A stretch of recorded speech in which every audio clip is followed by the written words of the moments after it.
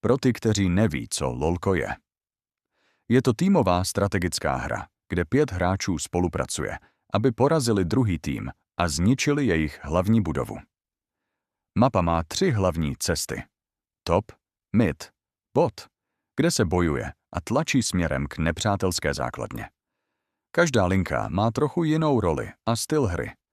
Je tu i džungle, která odděluje linky a jsou v ní monstra.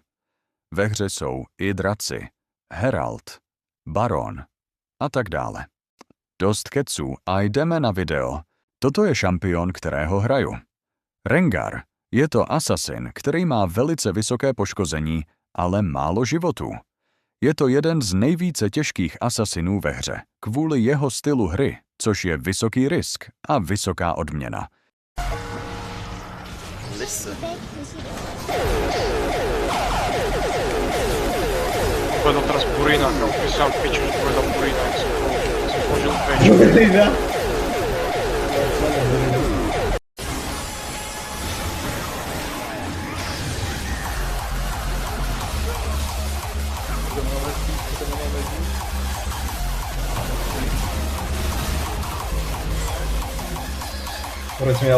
V těchto dalších klipech budou nepřátelé, kteří se opovážili ukázat na mapě, tak jsem je potrestal.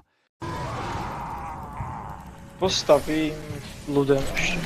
Yes. Tak, čo postavil?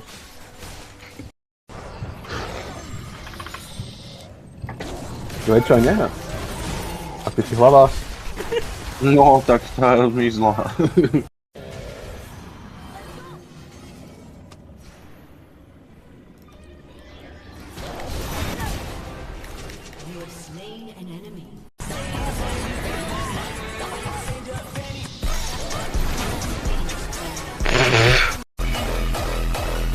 Počkaj, si idem trochu na vec.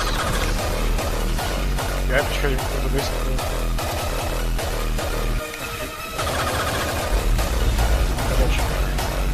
Toto bude pro tohle video vše. Doufám, že se vám líbilo a podle mě by si toto zasloužilo za 1. Děkuju.